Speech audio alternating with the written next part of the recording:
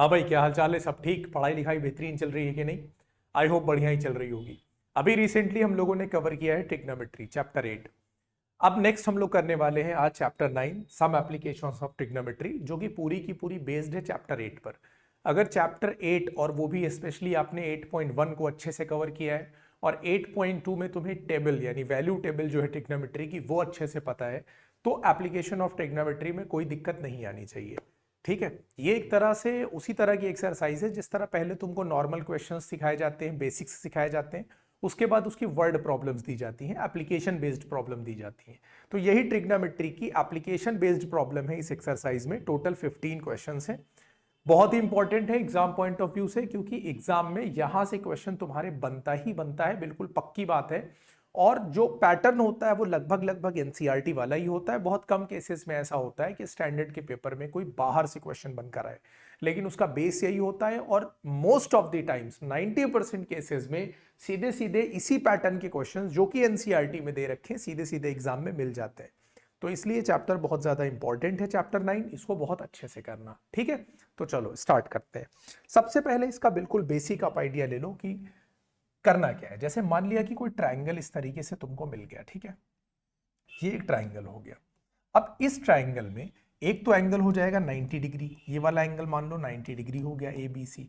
अब अगर मुझे इस ट्राइंगल में कोई एक एंगल दे दिया जाए, कोई एक अक्यूट एंगल 90 को हटा के, इन दोनों में से चाहे ये दे दिया जाए चाहे ये दे दिया जाए, और इन तीनों में से कोई भी एक साइड दे दी जाए, तो मैं ट्रिग्नोमेट्री का यूज करके बाकी दोनों साइड आसानी से पता कर सकता हूं। जैसे मैंने तुमसे कहा कि भाई जो ये ए बी है, मान लो ये 10 सेंटीमीटर, मैंने तुमको बोल दिया कि ये कितना है, 10 सेंटीमीटर है। और मैंने बोला कि ये जो एंगल सी है ये 30 डिग्री है। ये कितना है, 30 डिग्री है। तुमको बी सी भी पता लगाना है और ए सी भी पता लगाना है। ठीक है, तो कैसे अप्लाई करेंगे ट्रिग्नोमेट्री, समझना ध्यान से। यहां पर ये एंगल है 30 डिग्री, उसके लिए ये जो है ए बी जो 10 सेंटीमीटर दिया गया है, ये परपेंडिकुलर का काम कर रहा है। और बीसी इस एंगल के लिए क्या है, बेस है। परपेंडिकुलर गिवन है, बेस निकालना है। तो आप मुझे ये बताओ कि परपेंडिकुलर और बेस में रिलेशन कौन देता है? परपेंडिकुलर और बेस में रिलेशन देता है tan। तो b बाई बी क्या होता है, tan थीटा होता है। इसी तरीके से अगर मैं b बाई पी कर दूं तो ये भी तो परपेंडिकुलर और बेस में ही रिलेशन है। ये रिलेशन कौन देता है, cot थीटा देता है। यानी या तो मैं tan थीटा इसमें यूज कर लूं या तो मैं cot थीटा इसमें यूज कर लूं, दोनों केसेस में मेरा आंसर आ जाएगा। क्लियर हो रही है बात कि नहीं? तो हम लोग क्या करेंगे, देखो अब मैं tan यूज करूंगा। ठीक है, बेसिकली हम लोग sin cos tan ही यूज करेंगे, क्योंकि sec cosec cot बात एक ही है। अगर तुमको मतलब यूज करना है तो वो भी यूज कर सकते हो, लेकिन sin cos और tan से ही हमारा काम चल जाएगा। ठीक है, तो अब यहां पर देखो परपेंडिकुलर कितना दे रखा है, 10 दे रखा है, यानी ए बी, मैं यहां पर लिख देता हूं परपेंडिकुलर ए बी है, बेस तुम्हारा बी सी है, is equal to tan angle कितना हो रहा है, 30 डिग्री हो रहा है। ए बी की वैल्यू 10 दे रखी है, बी सी मुझे नहीं पता है, और tan 30 की वैल्यू होती है 1/√3। बोलो हाँ या ना? अब मुझे क्या क्रॉस ही तो कराना है, रूट क्रॉस मल्टीप्लीकेशन कराएंगे, 10 इंटू √3, 10√3 आ जाएगा, is equal to B C हो गया। क्या ये बात समझ में आ गई? तो ये वाली साइड मेरी निकल कर आ गई, कितनी हो गई, 10√3 सेंटीमीटर, ये हो गई। अब मान लो मुझसे कहा गया कि भाई एसी भी निकालो, तो मैं क्या करूंगा, अब ये मुझे बेस पता चल गया और एसी 90 के ठीक सामने यानी हाइपोटेन्यूस है, तो मैं बेस और हाइपोटेन्यूस में भी रिलेशन लगा के कर सकता हूं। या फिर परपेंडिकुलर दिया है, हाइपोटेन्यूस निकालना है, परपेंडिकुलर और हाइपोटेन्यूस में भी रिलेशन लगा के कर सकता हूं। तो परपेंडिकुलर और हाइपोटेन्यूस में रिलेशन कौन देता है, साइन थीटा देता है। तो आप ये बताओ कि परपेंडिकुलर अपॉन हाइपोटेन्यूस कौन होता है, साइन होता है। तो मैं क्या करूंगा, यहां पर यही यूज करूंगा। तो ए बी अपॉन हाइपोटेन्यूस कौन दे रखा है, ए सी, और इज इक्वल टू हो गया साइन 30 डिग्री। अब आप मुझे बताओ, ए बी 10 दे रखा है, ए सी पता नहीं है, साइन 30 की वैल्यू 1/2 होती है, क्रॉस करा देंगे, 10 2 जा 20 हो जाएगा, ए सी 1 जा ए सी हो जाएगा, तो ए सी की वैल्यू 20 आ गई। मतलब ये 20 सेंटीमीटर हुआ कि नहीं हुआ? क्या ये बात समझ में आ गई कि नहीं? यहां से हम लोगों ने क्या सीखा कि अगर किसी भी ट्राइंगल में तुमको एक एंगल पता चल जाए और एक साइड पता चल जाए, तो बाकी दोनों साइड हम लोग आसानी से पता कर सकते हैं। क्या ये बात क्लियर हो गई या नहीं? मुझे याद क्या करना है, साइन कॉस सबकी वैल्यू याद रखनी है। मोस्ट ऑफ द टाइम मुझे tan का इस्तेमाल करना पड़ता है, इसलिए सबसे ज्यादा जो वैल्यूज इंपॉर्टेंट है वो tan की है। यानी tan तो याद होना ही होना चाहिए। याद कैसे करना है, ऐसे समझ लो, जो tan 30 होता है इसकी वैल्यू अभी अभी मैंने इस्तेमाल करी 1/√3 होती है। इसमें जो वैल्यू ऊपर दे रखी है ये tan 45 की होती है, और ये वैल्यू जो नीचे दे रखी है √3 ये tan 60 की वैल्यू। बस अगर इतनी बात तुम्हें ध्यान रहेगी तो ये तीनों वैल्यूज tan की एटलीस्ट तुम्हें याद हो जाएंगी। बाकी इसी तरह से sin 30 cos और sin 45 और sin 90 याद कर लो, sin 90 नहीं sin 60 कर लो, और cos 30 cos 45 और cos 60 कर लो। 90 और 0 का काम पड़ने वाला नहीं है। क्या यहां तक बात समझ में आ गई है कि नहीं? इसके अलावा तुमको क्या जानना है इसमें? इसके अलावा ये जानना है कि परपेंडिकुलर बेस और हाइपोटेन्यूज को पहचानना एंगल के हिसाब से, वो तुम्हें आता होगा। एक बार फिर से मैं तुमको बता देता हूं। यहाँ पर देखो एक एंगल ये 90 होगा।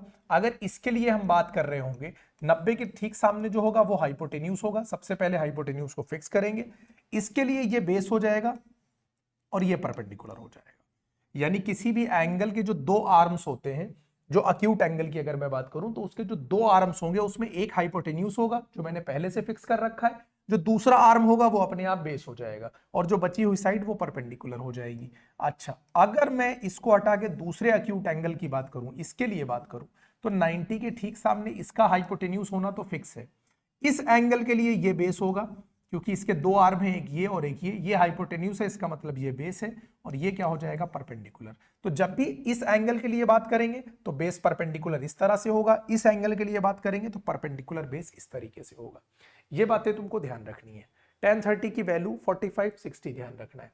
अब आ जाते हैं कि इसमें दो तीन टर्म यूज किए जाते हैं। एक बोला जाता है एंगल ऑफ एलिवेशन और एक बोला जाता है angle of depression. Angle of elevation तब बनता है जब हम किसी चीज को नीचे खड़े होकर ऊपर देख रहे होते हैं। यानी सामने वाली चीज, अगर जो सामने मान लिया कोई बिल्डिंग है, ठीक है, उसके ऊपर मैं देख रहा हूं तो मैं एंगल ऑफ एलिवेशन बनाऊंगा, और अगर मैं नीचे की तरफ देख रहा हूं तो मैं एंगल ऑफ डिप्रेशन बनाऊंगा। यानी मेरी आंखें जो होंगी, मान लिया मैं अपनी छत पे खड़ा हूं, तो अपनी छत से खड़ा होकर अगर मैं सामने वाले की छत पे देख रहा हूं और सामने वाली की छत मुझसे ज्यादा ऊंची है तो मैं ऊपर की तरफ इस तरह देखूंगा। तो ये जो मेरी आंख एंगल बनाएगी कहां से? इस हॉरिजॉन्टल बेस से। मेरी आंख से एक सीधे एक हॉरिजॉन्टल लाइन जा रही होगी ना, ठीक है, ऐसे मेरी आंख, जैसे मैं यहां कहीं देखना चाह रहा हूं तो मेरी आंख से एक सीधे एक हॉरिजॉन्टल लाइन गई होगी। अब यहां से इस लाइन से अगर मुझे ऊपर देखना होगा तो मैं ऊपर की तरफ देखूंगा, नीचे देखना होगा तो नीचे की तरफ देखूंगा। तो ये जो मेरी आंख एंगल बनाएगी ना, जैसे ये मान लिया आंख है, माना बहुत गंदी है, ये लाइन ऑफ साइट ये हो जाएगी एक हॉरिजॉन्टल बेस हो जाएगा, ठीक है। यहां से जब तुम ऊपर की तरफ देखोगे तो ये जो एंगल बन रहा है ना, ये एंगल ऑफ एलिवेशन होगा जब किसी चीज को आप ऊपर की तरफ देख रहे हो।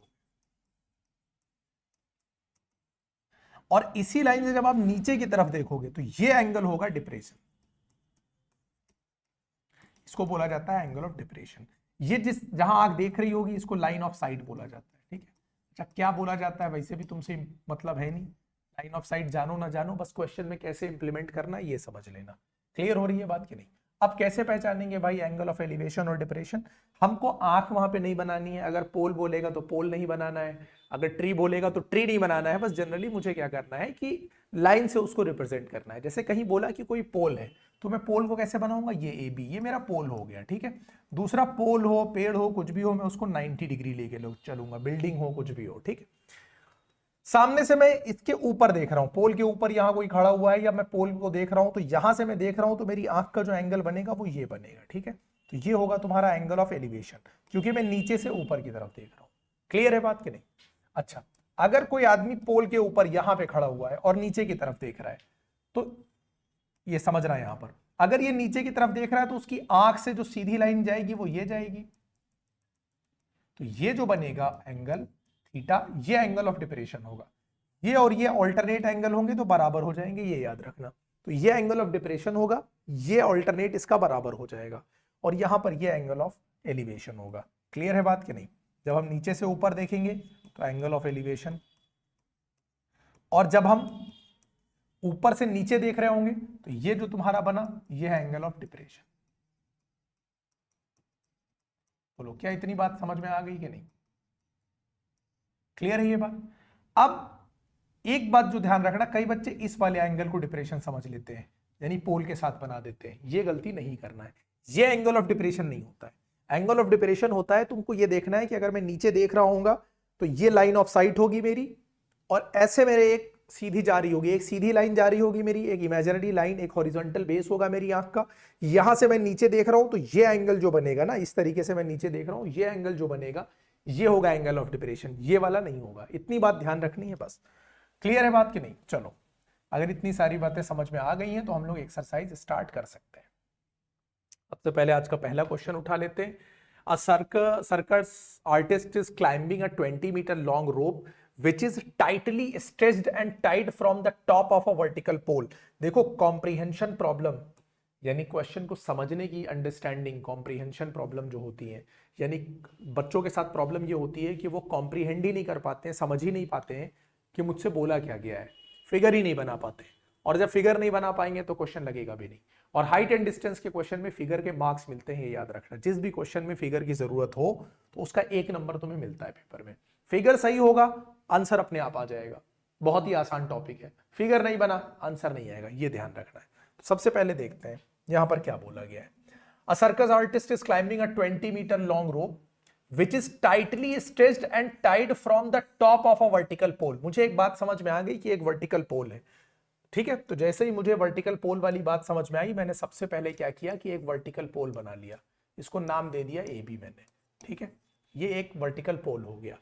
अब क्या किया गया है, देखो एक 20 मीटर लंबी रस्सी है विच इज टाइटली स्ट्रेच्ड, खूब कस के उसको स्ट्रेच करके खींच के, tied from the top of a vertical pole, यानी यहां से लाके ग्राउंड पे इसको रस्सी को बांध दिया गया है, इससे खींच के इस तरीके से। बोलो क्लियर हो रही है बात कि नहीं? ये हो गया, ठीक है। तो ये भाई ये पोल हो गया, तो 90 हो गया। तो सबसे पहले आप लेट मान लो, let A B the vertical pole, ठीक।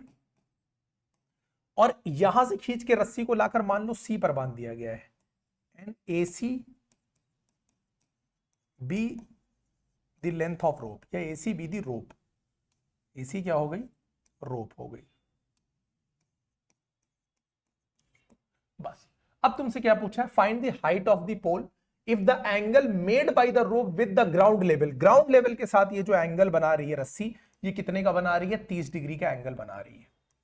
और मुझे दिया क्या गया है, देखो इसकी लेंथ दी गई है जो कि है 20 मीटर। अब इस एंगल के ठीक सामने ये हाइपोटेन्यूज होता है, मतलब हाइपोटेन्यूज 20 दे रखा है। मुझसे क्या पूछा है? हाइट ऑफ द पोल, यानी ये ए बी बताना है मुझे, और ए बी क्या होगा? परपेंडिकुलर हो गया। क्या ये बात समझ में आई कि नहीं? इस एंगल के लिए ये परपेंडिकुलर होगा, ये हाइपोटेन्यूज तो किसी भी एंगल के लिए फिक्स है। परपेंडिकुलर और हाइपोटेन्यूज में रिलेशन कौन देता है? साइन थीटा देता है। तो आपको साइन यूज करना है। आप यहां क्या लिखोगे? In triangle A B C, A B by A C. A B क्या था? परपेंडिकुलर, ए सी क्या था? हाइपोटेन्यूज। ये हो जाएगा क्या? साइन 30। बस काम खत्म।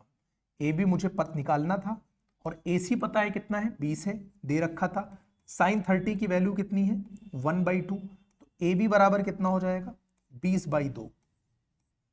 भाई ये 21 जा ऊपर जाके इंटू कर जाएगा, 20/2 मतलब 10। तो ये हो गया 10 मीटर। क्लियर हो गई बात कि नहीं?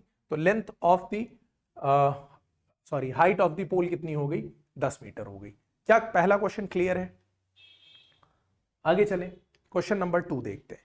क्वेश्चन नंबर 2 में देखो क्या बोला गया है। A tree breaks due to storm and the broken part bends so that the top of the tree touches the ground making an angle 30। कोई सीधा पेड़ है, ठीक है, स्टॉर्म आया, वो टूट गया, यहां से टूट के वो नीचे की तरफ झुक गया। तो भाई पेड़ ऐसे कुछ रहा होगा, ऐसे ये पूरा पेड़ रहा होगा मान लिया, ठीक है, ये मान लिया पेड़ रहा होगा पूरा कोई ए बी। अब जब मान लिया स्टॉर्म आया तो ये बीच से कहीं से टूट गया, बीच से कहीं से मान लो यहां से कहीं टूट गया ये, और टूट के ये बेंड हो गया नीचे की तरफ, ठीक है। तो ये ऐसे नीचे की तरफ बेंड हो गया, कलर नहीं बदला, कोई बात नहीं, ये नीचे की तरफ इस तरह से बेंड हो गया। तो ब्रोकन पार्ट बेंड हो गया, टॉप ऑफ द ट्री, यानी इसका जो टॉप ये वाला हिस्सा है, जब ये यहां से टूट के ऐसे नीचे गया तो इसने ग्राउंड के साथ 30 डिग्री का एंगल बना दिया, ठीक है।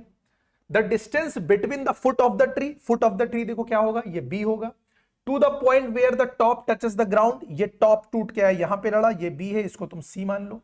ये दूरी दे रखी है कितनी? 8 मीटर, ठीक है। मेन चीज ये है कि आप क्वेश्चन अगर समझ गए तो आसानी से लग जाएगा। मुझे हाइट ऑफ द ट्री बतानी है। अब हाइट ऑफ द ट्री क्या होगी? ये पूरा का पूरा मुझे ए बी बताना है। अब ए बी के तूफान आने के बाद, स्टॉर्म आने के बाद दो टुकड़े बन गए हैं, एक ये वाला टुकड़ा है और एक ये वाला टुकड़ा है। दोनों की लेंथ, मुझे मान लिया ये पॉइंट डी से टूट गया है। कहां से टूट गया है? डी से। तो मुझे क्या निकालना पड़ेगा? एक तो बी डी, ये हिस्सा जो अभी भी सही सलामत है, और ये वाला हिस्सा जो टूट के नीचे गिर गया है। इन दोनों की लेंथ अगर मिल जाए और मैं दोनों को जोड़ दूं तो हाइट ऑफ द ट्री मिल जाएगी कि नहीं? फिगर समझ में आ गया? बस आधा काम हो गया। अब सब मैं यहां पे क्या कहूंगा कि सबसे पहले let A B the tree, ठीक है। इट ब्रेक्स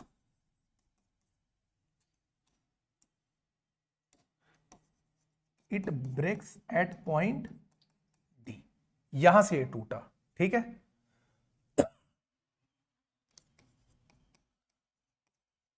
Its top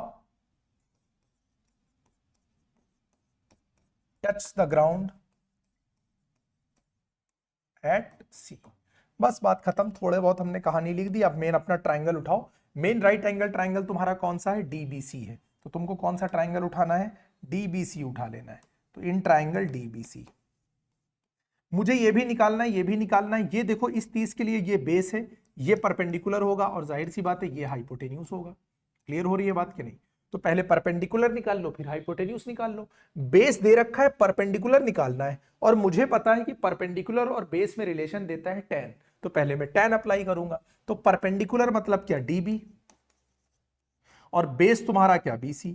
तो परपेंडिकुलर अपॉन बेस बराबर होता है tan थीटा, और थीटा कितना दे रखा है? 30 डिग्री। बस db मुझे यहां से पता चल जाएगा, db लिखा मैंने, और BC कितना दे रखा है? 8 दे रखा है। tan 30 कितना दे रखा है? 1/√3 दे नहीं रखा, मतलब tan 30 की तो वैल्यू होती है 1/√3। तो dB कितना हो जाएगा? dB बराबर, देखो ये इधर जाकर 8 इंटू कर जाएगा, तो 8 1 जा 8 हो जाएगा, 8/√3 मीटर। ठीक है, फिलहाल इसको यहीं पर छोड़ो। अब अब इसी ट्राइंगल में अब क्या करेंगे? देखो परपेंडिकुलर तो निकल गया, अब हाइपोटेन्यूज निकालना है। ये है तुम्हारा बेस और ये है तुम्हारा हाइपोटेन्यूज। बेस और हाइपोटेन्यूज में रिलेशन कौन देता है? कॉस देता है। तो बेस उठाओ, कौन सा है तुम्हारा? BC। हाइपोटेन्यूज कौन सा है तुम्हारा? देखो DC। यहां पर मैंने हाइपोटेन्यूज, अच्छा ठीक है। और इसकी वैल्यू किसके बराबर होगी? tan 30 के बराबर होगी। tan नहीं यार, cos 30 के बराबर होगी ना। मैंने क्या किया यहां पर? बेस अपॉन हाइपोटेन्यूज किया है, तो ये cos 30 के बराबर। चलो BC कितना दे रखा है? देखो 8 दे रखा है। DC मुझे निकालना है। cos 30 की वैल्यू होती है √3/2। मैंने कहा था वैल्यूज याद होंगी तो ज्यादा दिक्कत नहीं होगी। अब चलो यहां आ जाओ, क्रॉस कराओ। 2 8 जा कितना हो जाएगा? 16 DC √3, यही तो होगा भाई। ये DC जाके इधर इंटू कर जाएगा, तो DC बराबर कितना हो जाएगा? 16/√3। ये हो गई एक बात, जहां से DB आया। ये दूसरी बात हो गई, DC आ गया। ये DB और DC मिल गया। AB क्या था? पूरा पेड़ मुझे निकालना है, तो दोनों को ऐड कर देना है। Hence height of the tree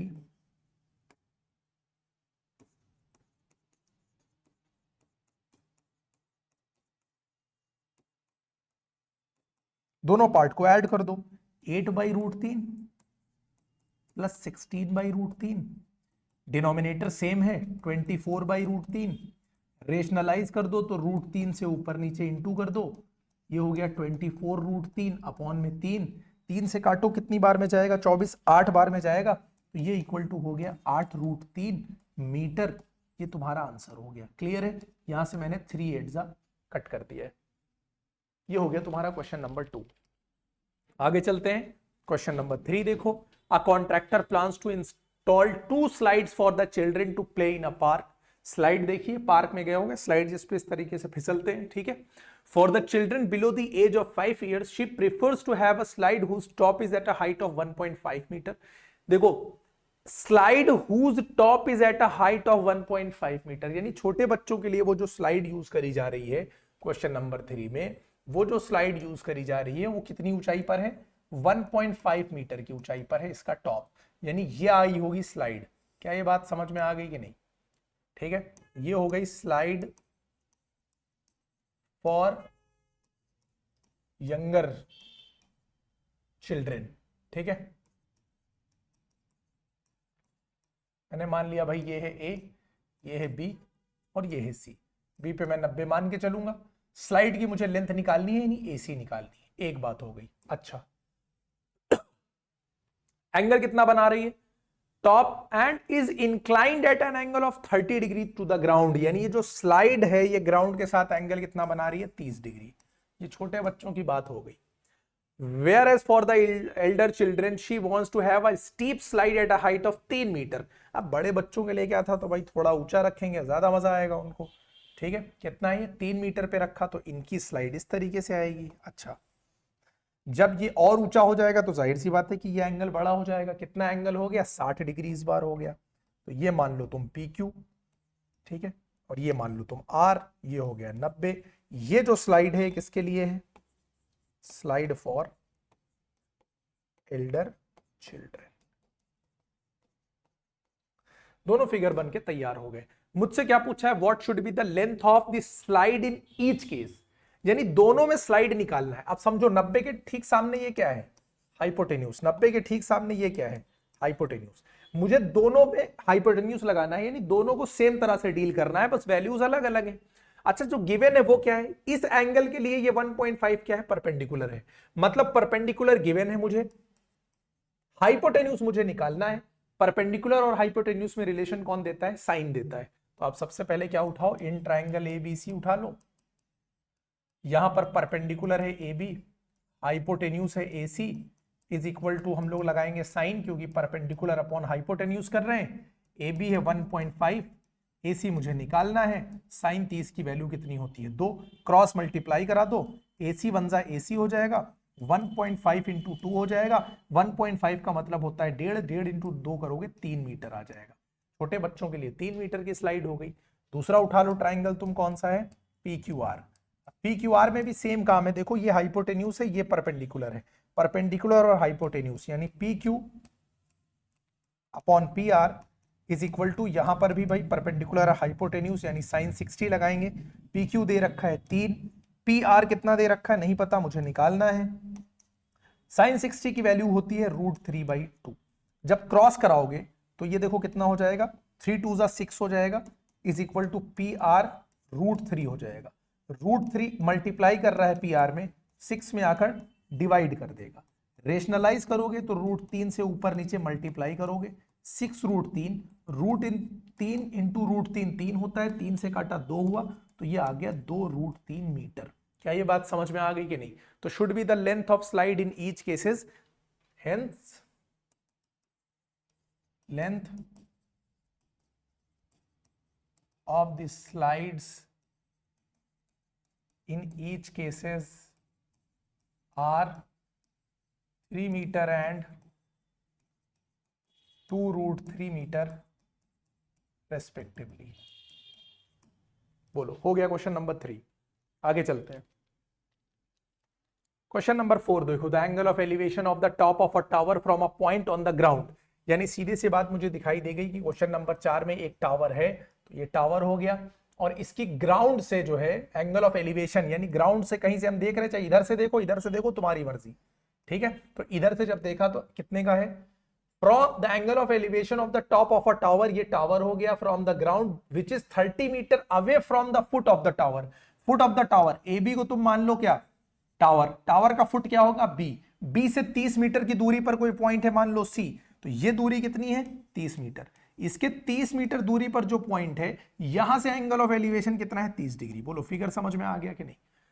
find the height of the tower, बात खत्म। बेस दे रखा है, ये क्या हो जाएगा? इस एंगल के लिए ये परपेंडिकुलर होगा, ये बेस होगा, और ये 90 के ठीक सामने तो तुम्हें पता ही हाइपोटेन्यूज होगा। इसका फिलहाल कोई काम मुझे इस क्वेश्चन में नहीं है। बाकी तुम लिखोगे let AB be the length of tower, वो सारी चीजें, ठीक है, मैं बार बार लिखूंगा नहीं, मैं सीधे सॉल्व करता जा रहा हूं ताकि तुम समझ सको। ये इन ट्राइंगल ABC, मुझे ये निकालना था AB, और दे रखा था मुझे कौन? BC। अब AB है परपेंडिकुलर, ये है बेस। परपेंडिकुलर और बेस में रिलेशन कौन देता है? tan देता है। कितने है tan? 30 डिग्री है।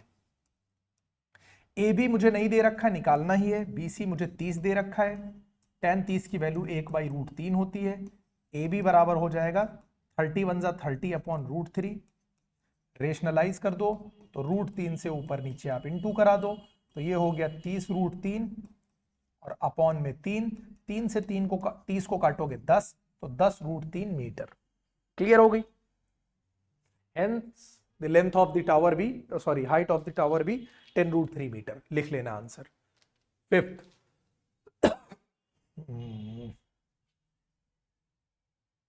चलो भाई फिफ्थ क्या कह रहा है देखो। A kite is flying at a height of 60 metre above the ground। कितनी दूर ऊंचाई पर उड़ रही है? 60 मीटर पे उड़ रही है। The string attach to the kite is temporarily tied to a point on the ground. अब देखो पतंग ऐसे उड़ाए होगे ना, तो ये हाइपोटेन्यूज का काम करेगी कि नहीं? जो तुम्हारा वो क्या बोलते हैं उसको, स्ट्रिंग क्या बोलते हो तुम लोग अपनी लैंग्वेज उसको, मंझा या मांझा जो भी, तो वो क्या होगा, वो ऐसे ग्राउंड पे लाकर बांधा गया है तो वो हाइपोटेन्यूज का काम करेगा। इंक्लाइनेशन जो है स्ट्रिंग का वो क्या है? 60 डिग्री का है। लेंथ ऑफ द स्ट्रिंग बतानी है मुझे। अब देखो फिगर कैसे बनेगा। सबसे पहले 60 मीटर पे उड़ रही थी, मान लो यहां कहीं पतंग है, तो ये 60 मीटर की ऊंचाई हो गई। यहां से उसकी स्ट्रिंग आई, इसको ग्राउंड पे पोल पे टेम्परेरी बांधा गया है, कितने एंगल पे? 60 डिग्री के एंगल पे। काम खत्म हो गया। लेंथ ऑफ द स्ट्रिंग मुझे बतानी है। ए बी को तुम क्या मान लो, मतलब ये मान लिया कि पतंग जो है वो पॉइंट ए पर है, ठीक है।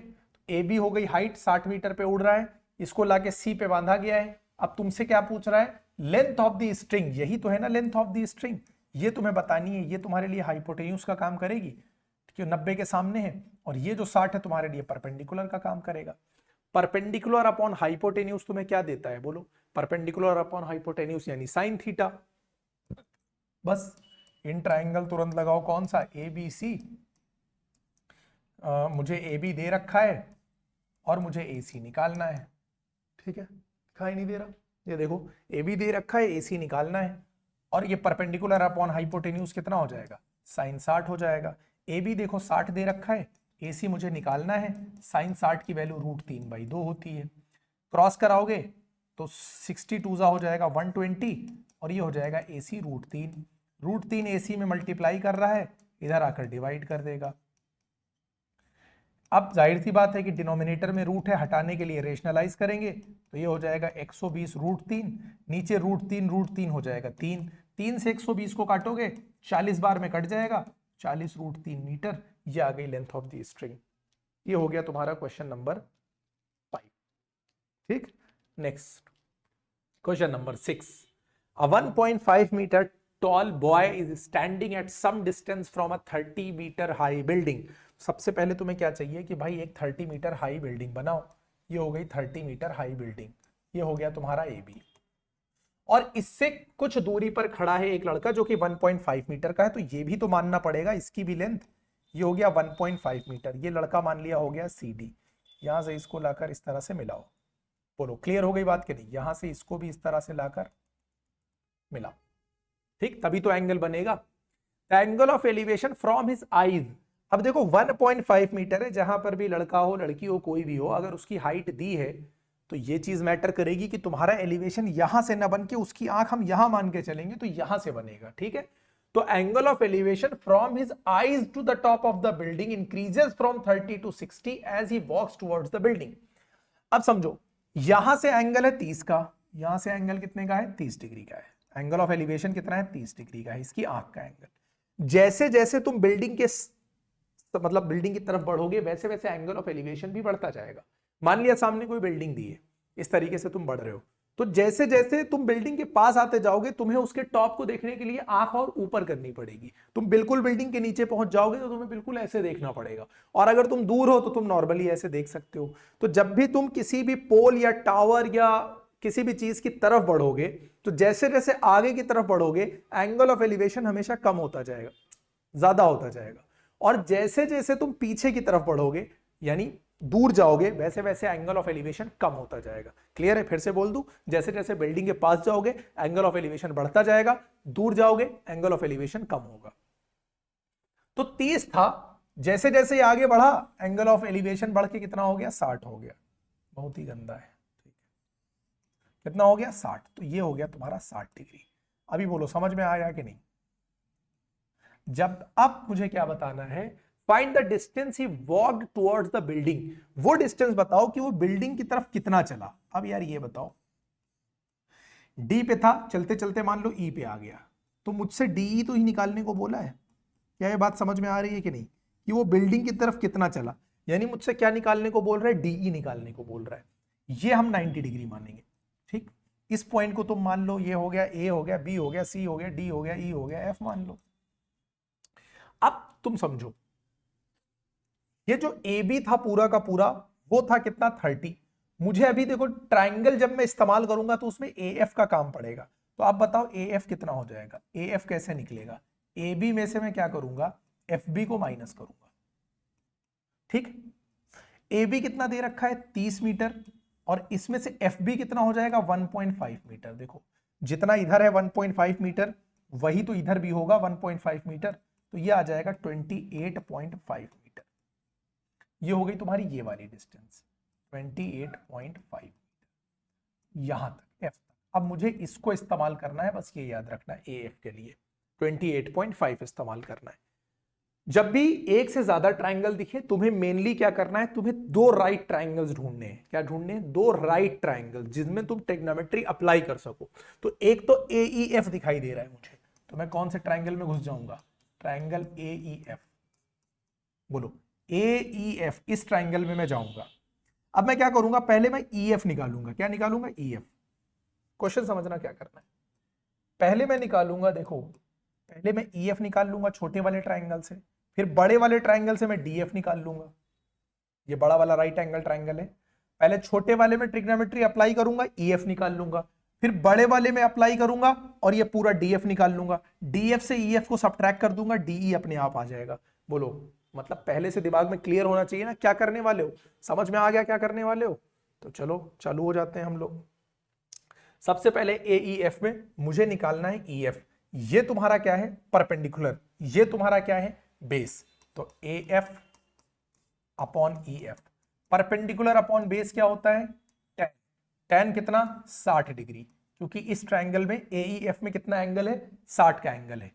ए एफ कितना दे रखा है, 28.5। ई एफ मुझे निकालना है। tan 60 की वैल्यू कितनी होती है, √3। क्रॉस हो जाएगा, ई एफ इधर चला जाएगा, √3 नीचे आ जाएगा, तो ई एफ बराबर कितना हो जाएगा, 28.5 अपॉन √3। क्या ये बात समझ में आ गई कि नहीं, ना समझ में आया तो इंटू यहाँ पे 1 कर लेना। ई एफ इधर चला जा गया, √3 इधर चला गया, ई एफ बाई 1 का मतलब ई एफ होगा। हालांकि इसमें तुमको डाउट होना नहीं चाहिए, √3 से यहां मल्टीप्लाई मारो, क्योंकि रेशनलाइज करेंगे, डिनोमिनेटर में रूट नहीं चाहिए। ये हो गया तुम्हारा 28.5 √3, हाँ ये हो गया 28.5 √3, और अपॉन में हो गया कितना, 3, क्योंकि √3 इंटू √3 3 होता है। 3 से तुम 28.7 को काटो तो 3 9 जा और 3 5 जा, यानी 9.5 √3 मीटर। ये आ जाएगा तुम्हारा क्या, ई एफ। अब मुझे बड़े वाले ट्राइंगल में अप्लाई करना है ट्रिग्नोमेट्री, तो अब किस में अप्लाई करूंगा, ए डी एफ में अप्लाई करूंगा, A D F, in triangle A D F. समझ में आ रहा है, ये है ठीक ही है। अब यहां पर मुझे क्या है, ए एफ, और बेस इस बार क्या यूज करूंगा, बड़े ट्राइंगल का पूरा डी एफ। तो परपेंडिकुलर अपॉन बेस अभी भी tan है, लेकिन इस बार एंगल कितना है, 30 डिग्री का है। ए एफ अभी भी कितना है, 28.5, ए एफ तो बदल नहीं जाएगा, अपॉन कितना हो गया, D F is equal to, इस बार वैल्यू tan 30 की कितनी हो जाएगी, 1/√3। डी एफ 1 जा कितना हो जाएगा, डी एफ, और ये हो जाएगा 28.5 √3। बोलो मीटर, ये डी एफ आ गया। मुझे क्या निकालना था, डीई निकालना था, तो डीई बराबर कितना हो जाएगा, डीई बराबर तुम्हारा होगा डी एफ, और उसमें से देखो ये पूरा डी एफ, इसमें से माइनस क्या करूंगा मैं, ई एफ। डी एफ कितना आया है, 28.5 √3, इसमें से माइनस क्या करूंगा मैं, 9.5 √3।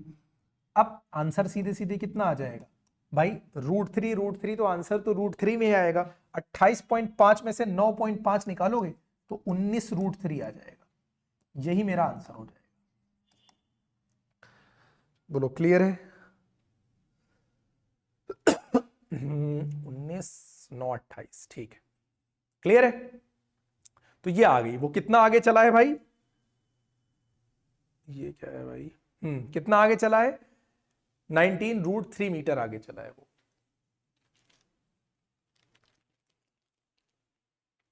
नेक्स्ट देखो भाई, क्वेश्चन नंबर 7 देखो, तो लग रहा बारिश होने लगी धुआंधार बाहर।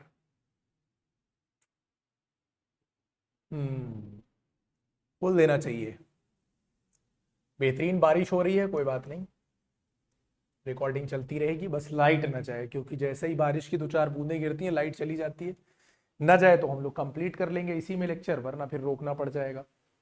ठीक है, या हो सकता है 10 तक तो एटलीस्ट कंप्लीट कर ही लें, और अगला लेक्चर 5 क्वेश्चन बचेंगे अगले में कंप्लीट कर लेंगे। देखते हैं। From a point on the ground the angle of elevation of the bottom and top of a transmission tower. अब ध्यान से समझना, from a point on the ground the angle of elevation किसका? Of the bottom and top, bottom और top दोनों का elevation of a transmission tower. यहां से एक बात समझ में आई कि एक ट्रांसमिशन टावर है, फिक्स्ड है ये, कहां पे? At the top of a 20 metre high building, at the top of a 20 metre high building. मतलब पहले तो एक बात समझ में आ गई कि एक 20 मीटर की हाई बिल्डिंग है, तो भाई 20 मीटर की हाई बिल्डिंग बनाओ, तो इसको मान लो तुम ए बी, ये हो गई तुम्हारी 20 मीटर की हाई बिल्डिंग। बात समझ में आ गई कि नहीं? ये हो गया 20, ये हो गई तुम्हारी 20 मीटर की हाई बिल्डिंग। ठीक है, इसके ऊपर एक ट्रांसमिशन टावर फिक्स किया है, तो इसके ऊपर एक ट्रांसमिशन टावर मैंने फिक्स कर दिया, जिसकी हाइट मुझे नहीं पता है, तो इसकी हाइट मुझे निकालनी है टावर की, तो इसको मैं h मान लूंगा। क्या मान लूंगा? h metre. ठीक, ये बात समझ में आ गई। ये ए बी तुम्हारी बिल्डिंग है, और ये तुम्हारा ट्रांसमिशन टावर। ठीक है, उसके ऊपर मैंने फिक्स कर दिया है। अब आगे क्या बोल रहा है? From a point on the ground, यानी यहां कहीं मैं ग्राउंड इधर से ले लेता हूं। ठीक है, ये वाला कोई पॉइंट है डी, ग्राउंड पे मैंने ले लिया। यहां से एलिवेशन बॉटम और टॉप, तो भैया ये रेड वाला दिख रहा है ना, ये देखो, ये तुम्हारे ट्रांसमिशन टावर का क्या है? बॉटम, और ये ट्रांसमिशन टावर का क्या है? टॉप। तो जो एंगल ऑफ एलिवेशन है वो बॉटम और टॉप का कितना कितना दे रखा है? 45 एंड 60। यानी जो इसके बॉटम का एंगल ऑफ एलिवेशन बनेगा इस पॉइंट से, यानी ये दे रखा है कितना? 45 डिग्री। और ये जो दे रखा है सी पे, यानी इसका टॉप का, ये दे रखा है 60 डिग्री। अब ध्यान देने वाली बात ये है, ये गड़बड़ ना कर देना जो बहुत से बच्चे करते हैं। एंगल कैसे ध्यान रखना है भाई, कि कौन सा, अगर कहीं कंफ्यूजन हो भी जाए तो ये जान लेना कि जब जितना ऊंचा देखोगे एंगल उतना बड़ा बनेगा। ठीक है, इसलिए ये एंगल क्या होगा? यहां देखने के लिए जो एंगल बन रहा है वो 60 है, और यहां देखने के लिए वो कितना है? 45 है।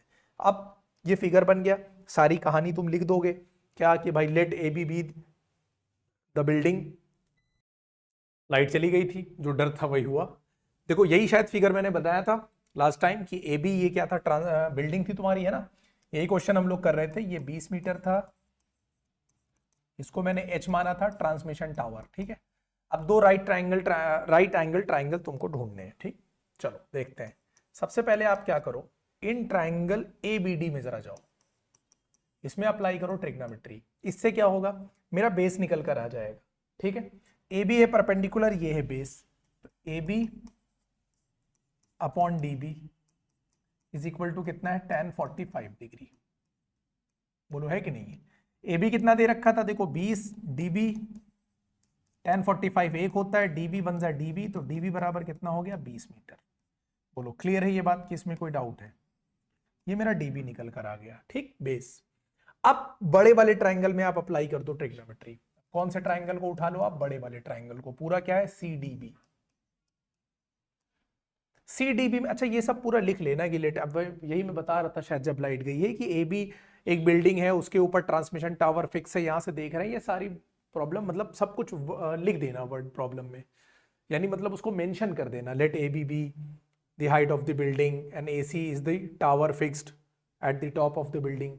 अब मैं ये सब लिखने लगूंगा तो लेक्चर और ज्यादा लेंदी हो जाएगा, और मैं सोच रहा हूँ इसी में खत्म करने को, एक ही लेक्चर में। देखते हैं। तो अब CDB में अगर देखो तो ये CB पूरा का पूरा परपेंडिकुलर है तुम्हारे लिए, और बेस क्या है? DB। इस बार कितना है एंगल? 60 डिग्री का है, तो tan 60 हो जाएगा।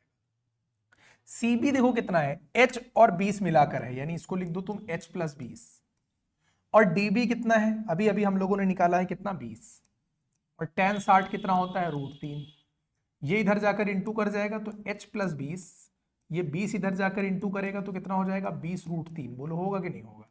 H बराबर कितना हो जाएगा? 20√3, और ये +20 इधर जाकर क्या हो जाएगा? माइनस हो जाएगा। अब सिर्फ तुम 20 को ले लो कॉमन, √3 - 1 मीटर, ये हो गया तुम्हारा आंसर। क्लियर है? तो लिख देना length of the transmission tower is 20 bracket में √3 - 1 मीटर। नेक्स्ट चलते हैं।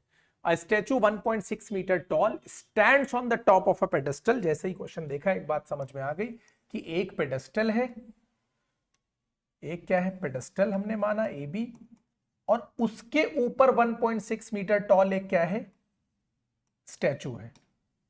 ठीक है, ये स्टैचू हो गया तुम्हारा एसी, ये एसी क्या हो गया तुम्हारे लिए स्टैचू हो गया। ठीक, और ये ए बी क्या हो गया तुम्हारे लिए पेडेस्टल हो गया।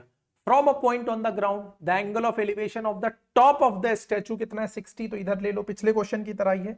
यहाँ ग्राउंड पे मैंने क्या ले लिया एक पॉइंट, यहां से देखा कि भाई ये जो इनके ये एंगल कितने का है 60 डिग्री का है। ठीक है, उसके बाद and from the same point, यानी इसी पॉइंट से, पॉइंट डी में ले रहा हूं, सेम पॉइंट से angle of elevation of the top of the pedestal. Pedestal का टॉप क्या है ए बी पेडेस्टल है, तो इसका टॉप ए है कि नहीं, ये कितना है 45 है। बोलो बिल्कुल वही लास्ट वाले क्वेश्चन की तरह फिगर बन गया कि नहीं बन गया? तो लगेगा भी वैसे ही।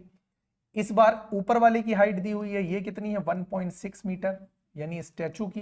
तो ए बी को तुम क्या मान लो एच मान लो। ये सबसे पहले आप क्या करो, लेट, लास्ट क्वेश्चन में नहीं लिखा था, ये सब लिखना है तुमको, लिख देना let height of the pedestal B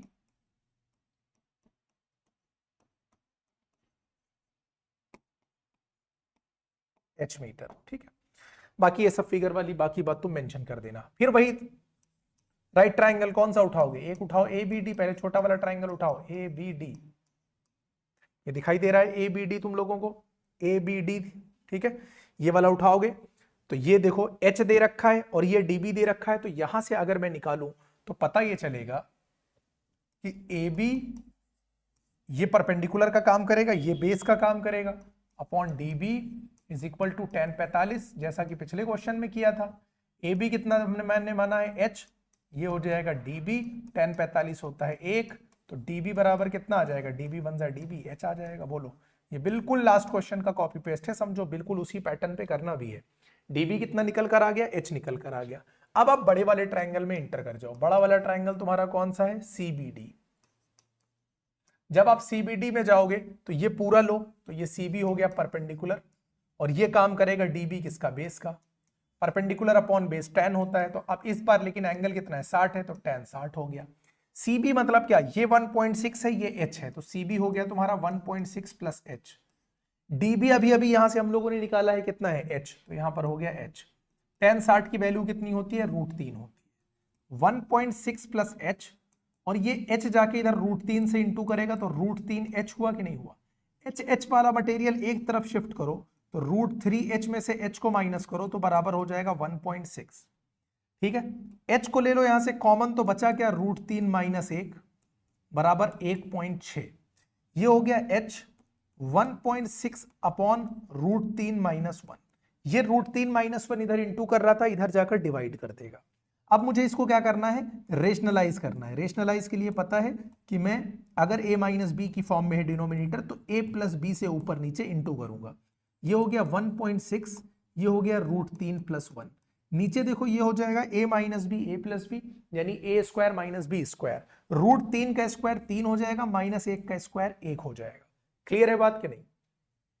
यहां से मैं घुमा के यहां आ जाऊं ऊपर, 1.6 √3 + 1 अपॉन 3 - 1 कितना हो जाएगा, 2 हो जाएगा। हम लोग क्या निकाल रहे हैं, h ना, हाँ, तो h इज इक्वल टू यहां से 2 से कट करो, 0.8 √3 + 1 मीटर, बस यहीं पर छोड़ दो, ये आंसर हो गया h। बाद में लिख देना लेट नहीं, height, hence height of the pedestal भी 0.8 √3 + 1 मीटर। आगे चले, थोड़ी सी बारिश हो गई और लाइट का प्रॉब्लम स्टार्ट हो गया। तो देखो बीच में 2 बार लाइट जा ही चुकी है, आगे भी अभी जाएगी, तो इससे अच्छा आज का लेक्चर यहीं पे खत्म करते हैं। पहले तो यही सोचा था कि पूरा ये सारे क्वेश्चंस एक लेक्चर में कर दें, लेकिन अब आज के लिए मुझे लगता है इतना काफी है। क्वेश्चन नंबर 1 to 8 तुम लोग सॉल्व कर लो, हम लोग कल इसको नेक्स्ट लेक्चर में कवर कर लेंगे, यानी 2 पार्ट में कवर कर लेंगे। बचे थे अपने 7 क्वेश्चन एक्सरसाइज 9.1 के, वो हम लोग कल कवर करेंगे। ठीक है, तो आज वाला लेक्चर अच्छे से कंप्लीट करो, मिलते हैं अब कल नेक्स्ट लेक्चर में बचे हुए क्वेश्चंस के सॉल्यूशन के साथ।